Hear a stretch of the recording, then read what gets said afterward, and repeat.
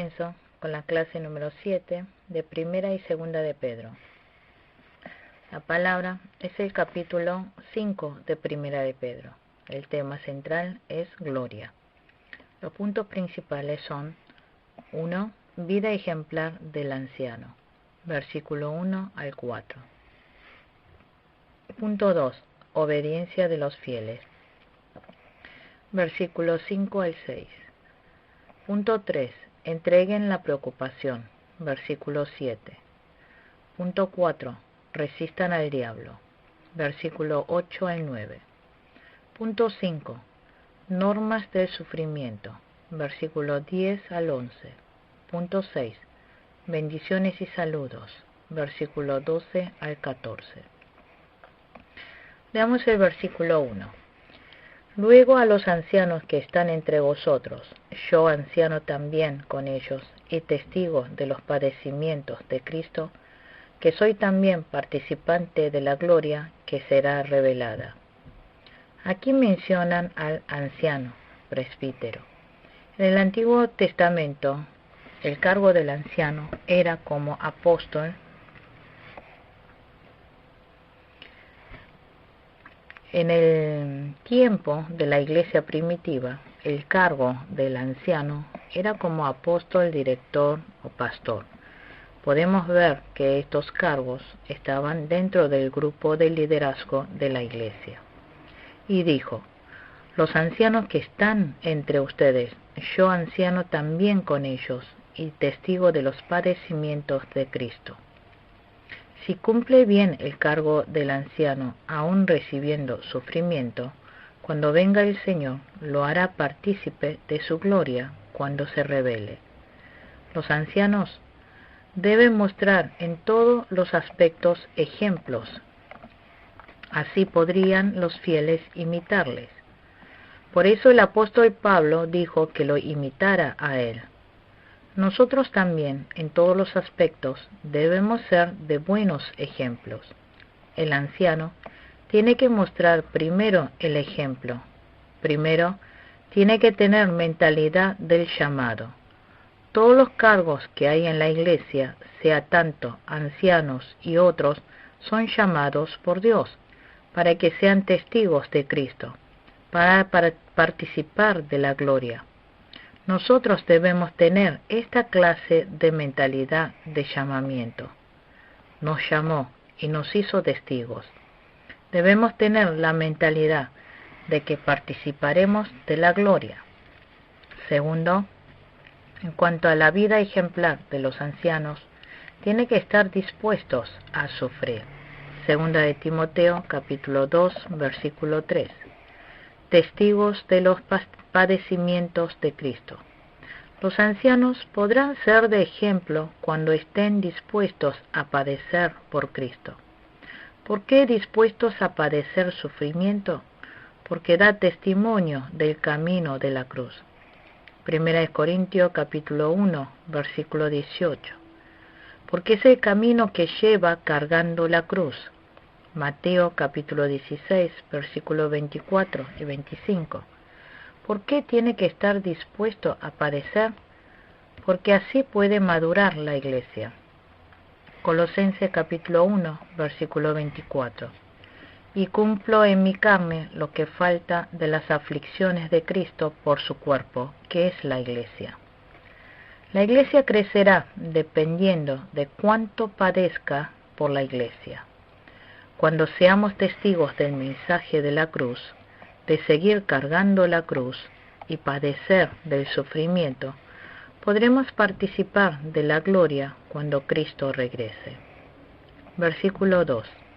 Apacentad la grey de Dios, que está entre vosotros, cuidando de ella, no por fuerza, sino voluntariamente, no por ganancia deshonesta, sino con ánimo pronto.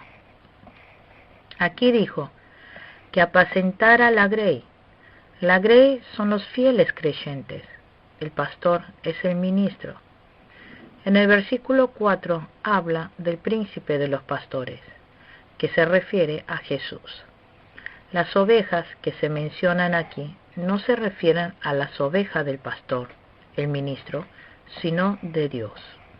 Debemos siempre tener en cuenta que los miembros de la Iglesia son ovejas de Dios.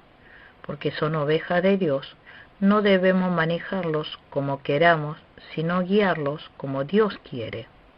No hacerlos sus ovejas, sino ovejas del Señor. Tercer punto, en cuanto a la vida ejemplar del anciano, hay que hacerlo voluntariamente. Versículo 3. No como teniendo señorío sobre los que están a vuestro cuidado, sino siendo ejemplos de la grey. En el versículo 2 dijo, voluntariamente. Cuando esté haciendo la obra de Dios, que no lo hiciese obligado, sino voluntariamente, siguiendo la voluntad de Dios. Todo lo que se haga voluntariamente, se verá el efecto. Entonces, ¿qué es hacerlo voluntariamente? Significa hacerlo con gratitud, en obediencia, voluntariamente, haciendo la obra con gratitud. Entonces Dios derramará gracia y lo usará valiosamente. Cuando nosotros estemos guiando a la iglesia, no hagamos sin ánimos, sino voluntariamente. Cuarto punto, en cuanto a la vida ejemplar de los ancianos, hay que hacerlo con gozo. Aquí en el versículo 2 dice, no por ambición de dinero, sino con afán de servir. Para no hacer para ganancia deshonesta, debemos estar satisfechos de lo que uno tiene. Filipenses capítulo 4, versículo 11. El apóstol Pablo dijo que aprendió a estar satisfechos. Nosotros también debemos aprender a estar satisfechos, sea que tengamos mucho o poco. Cuando no servimos siguiendo la voluntad de Dios, eso se vuelve una ganancia deshonesta. No debemos seguir dinero, honor ni gloria, sino solo la voluntad de Dios. Entonces Dios nos concederá todo lo que necesitamos. Si necesitamos dinero, nos proveerá. Si necesitamos personas, nos enviará personas. Dios es quien hace que la iglesia crezca. Quinto punto, en cuanto a la vida ejemplar de los ancianos, dijo que fueran de ejemplo. En el versículo 3, no como teniendo señorío sobre los que están a vuestro cuidado, sino siendo ejemplos de la grey. Dijo no como teniendo señorío sobre los que están a vuestro cuidado, sino siendo ejemplos de la grey. Nosotros debemos ser ejemplos de los fieles. Nosotros siempre en la posición de siervos debemos hacer la obra de Dios. Entonces podremos ser de buen ejemplo. Y si queremos ser de ejemplo, debemos estar al frente. Si el pastor está al frente, las ovejas le seguirán. Y todos los pastores tienen que estar al frente de todo y ser de ejemplo. ¿En qué aspecto deben ser de ejemplos? En el servicio a Dios, en amar a Dios, en temer a Dios. Tiene que ser ejemplo de adorador de Dios. Tiene que ser de ejemplo en la vida de la iglesia. Tiene que ser ejemplo en la vida eclesial. Tiene que participar bien de los cultos. Ser ejemplos de adorador, en oración, en ofrendar, en la vida eclesial, en todos los aspectos, también en la vida familiar. Así debe ser en cuanto al servicio en la iglesia. También habíamos dicho que el anciano debía ser testigos del padecimiento de Cristo. Tienen que ser ejemplo en cargar la cruz y de humildad. Juan capítulo 10, versículos 11 y 12, habla del pastor asalariado y del verdadero pastor. El que es asalariado solo grita y reprende de atrás. Pero, ¿qué hace un verdadero pastor? No está solo ordenando atrás, tampoco quiere hacer las cosas al lado. ¿Qué significa que quiere hacer las cosas al lado? Si los fieles trabajan, él también lo hace. Si no trabaja, tampoco lo hace. Pero un verdadero pastor da ejemplo estando al frente. Cuando muestre así el ejemplo, recibirá la corona de la gloria. Versículo 4. Y cuando aparezca el príncipe de los pastores, vosotros recibiréis la corona incorruptible de gloria. Ahora aparece el príncipe de los pastores, es Jesús. Ahora Jesús aparecerá y nos dará corona incorruptible de gloria. Esta corona no se corrompe ni se deteriora, sino existirá para siempre. Luego, otro tema, vida de obediencia de los fieles. Versículo 5. Igualmente, jóvenes, estad sujetos a los ancianos, y todos sumisos unos a otros, revestidos de humildad, porque Dios resiste a los soberbios y da gracia a los humildes. Aquí, jóvenes, se refiere a los fieles creyentes, también a los que están subordinados. Los miembros de la congregación tienen que estar en obediencia a los ancianos. En cuanto a la obediencia, primero hay que estar sujetos. Dice, estén sujetos a los ancianos. En cuanto a la obediencia, debemos hacerlo obligatoriamente, espiritualmente y funcionalmente. Hay que estar en buena obediencia. ¿Por qué tiene que obedecer bien? Porque a través de la obediencia se aprende la vida espiritual. Hebreos capítulo 5, versículo 8. Nuestro Jesús también, por lo que padeció, aprendió la obediencia. Es importante obedecer a Dios, a los superiores y a los sistemas. Segundo, en cuanto a la obediencia de los fieles, hay que servir unos a otros. Cuando sirve, le irá bien su vida espiritual, y la iglesia del Señor también. Mateo capítulo 20, versículo 26. El Señor vino a este mundo para servir. Jesús, como era humilde, pudo servir a los discípulos, pero los discípulos, por querer ser servidos, se pelearon y discutieron. Tercer punto, en cuanto a la obediencia de los fieles, hay que ser humildes. Versículo 6. Humillaos, pues, bajo la poderosa mano de Dios, para que Él os exalte cuando fuere tiempo. Dijo que humillaos, pues, bajo la poderosa mano de Dios. Y en el versículo 5 también dijo, revestíos de humildad. Esto significa que se controle. Nosotros debemos cuidar para que no salgan sus propias opiniones, revestiéndose de humildad, sin ser orgullosos, sometiendo toda vanagloria, libertinaje, desenfreno, mal carácter. Y si un fiel se somete y sirve, se humilla, tendrá gran galardón en el reino de los cielos. Aquí en el versículo 5 dice, y da gracia a los humildes. Si el fiel se humilla y se somete a los ancianos, al sistema, a los superiores, Dios le da gracia y lo exaltará. Versículo 6 dijo, lo exalté. En el reino de los cielos es grande el fiel que sirve. Aquí en el versículo también habla de estar bajo la poderosa mano. Bajo la poderosa mano significa creer en la soberanía de Dios, creer en Dios. Rechazará a los orgullosos con su mano poderosa y exaltará a los humildes. Luego en el versículo 7 dijo, echando toda vuestra ansiedad sobre Él, porque Él tiene cuidado de vosotros. Leemos otra vez el versículo 7. Echando toda vuestra ansiedad sobre Él, porque Él tiene cuidado de vosotros. Dijo, echen toda su ansiedad sobre el Señor. Y si lo hacemos así, el Señor nos cuidará. Motivos de angustia. Primero, Dios dijo que no nos angustiemos. ¿Por qué nos angustiamos?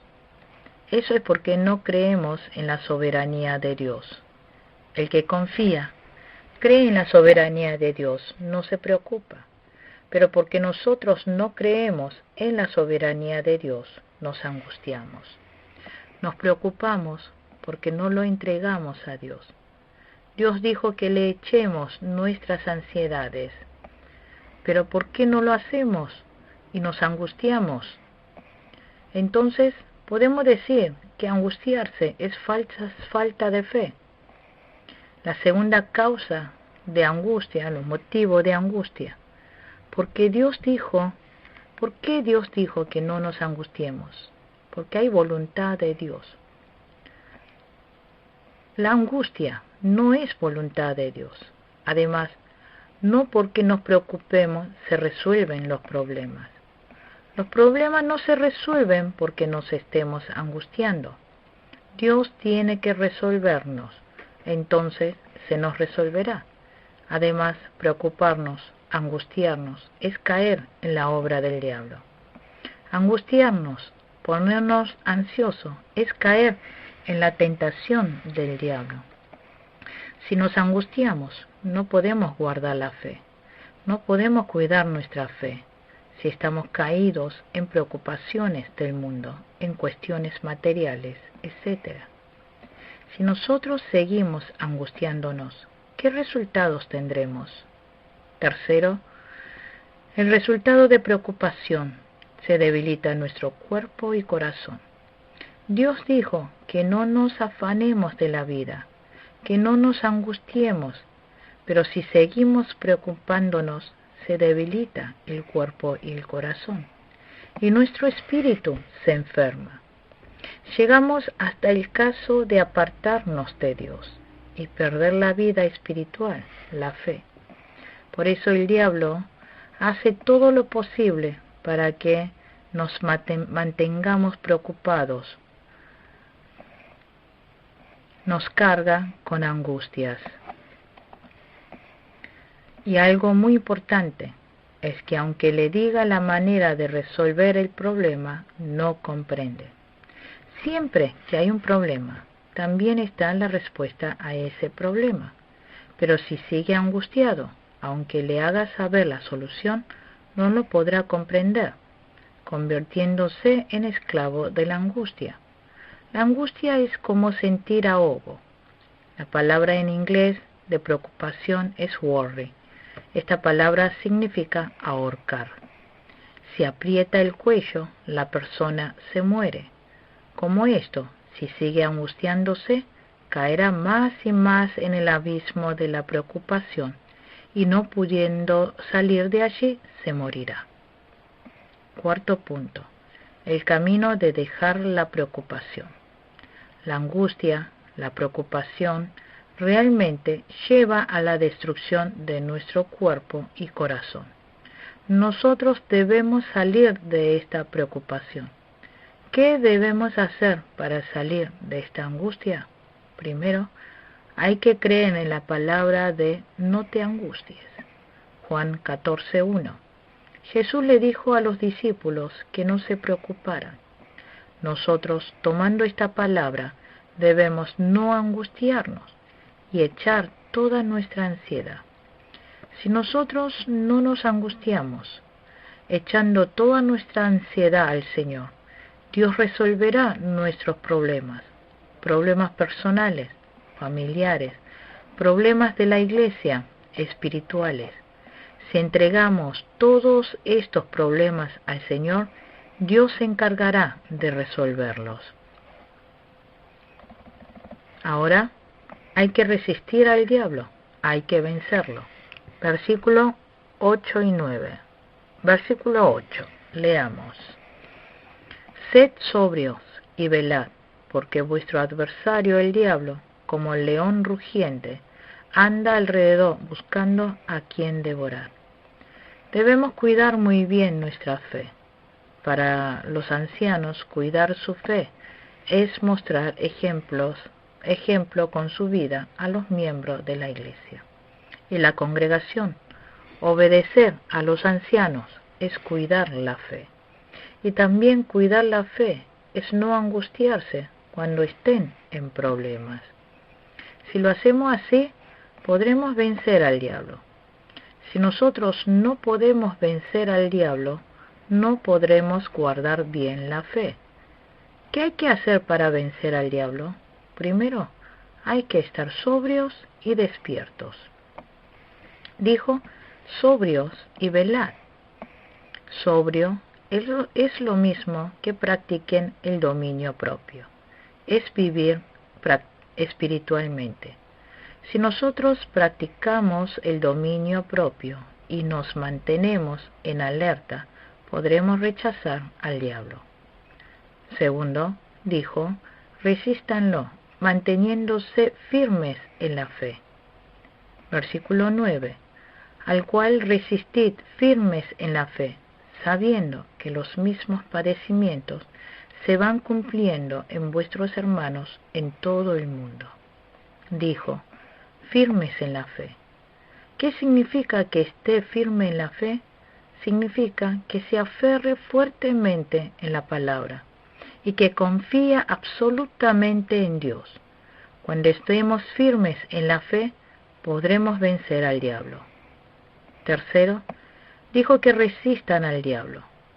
No tenemos que huir o permitirle actuar al diablo. El diablo no huirá porque nosotros lo evitemos, ni tampoco permitirle acceder que actúe.